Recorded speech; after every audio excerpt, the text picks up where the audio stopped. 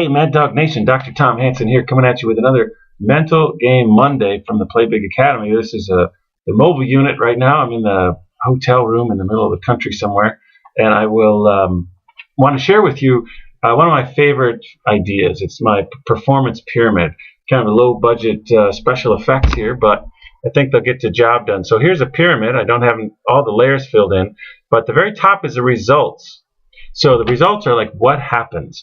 That's what you see, or that's your stat sheet. That's the results of what happened. So you can see just below it is physical. So the physical part, we do something mechanically, something with our body that produces the results. And that's where just a massive percentage of the coaching and the focus of everyone is on, because it's the stuff you can see. The big line there is a line of what you can see. This is what you can see, and down here is where you might guess we're going on a Mental Game Monday, which is inside, something you can't see. The Western eye, we're very, very oriented toward what we can see, not so much into the stuff underneath. So that's where the mental game falls short a little bit in terms of the attention it gets, but not here with Mad Dog Nation. So what's underneath the physical? Well, let's just take Johnny striking out. Johnny strikes out. The result, strikeout. Physically, he swung and missed. And let's say he pulled his head off the ball. My son did that the other day. Big at bat. Pulled his head right off the ball and missed it. So why? Well, he lost his focus. So his focus, literally with your eyes, but also say with your head. We'll say this batter was focused on let's not strike out would be one way to go with a bad focus, but hitting a home run would be another way to go with a bad focus. We'll take them either way. You can still pull your head and make a mistake. So the error is the focus messes up the physical, which produces the results. But there's more. Why?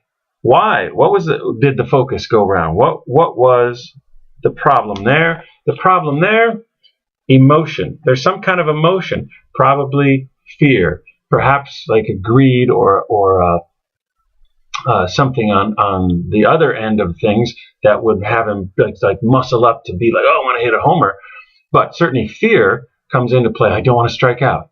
Don't want to strike out. If there's a fear of looking bad, that messes up the focus, which messes up with the physical, and that messes up your result. But there's one more layer, and that is the most important layer of all, and that is belief.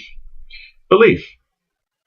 There's some belief that he has that striking out makes me a bad person, or striking out makes me a total loser, that generates the fear, which messes up the focus, which messes up the physical, which gets the results. So where do I want to intervene? Boom, down at the belief level, and yes, the emotional level, and yes, the focus with the routine and so forth. Most of the attention there will go, you pulled your head, But I'd be like, why? Why did you pull your head? The performance pyramid gives you sort of a diagnostic tool there to look at it. So you could take that, and if you're a coach or you're a player yourself, draw that out, just go back and you'll see it. And then say, okay, well, what was my result? What physically did I do to produce that result?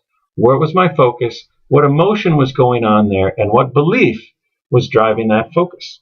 Nice little template there for building a little self-awareness, which, along with taking responsibility, are really the two pillars of the mental game for me: awareness and responsibility. So that's a nice little tool that can do that for you. You might go through your at-bats from the weekend, or go through what you'd want them to be. What would I want to be in those different areas, and build awareness of that too.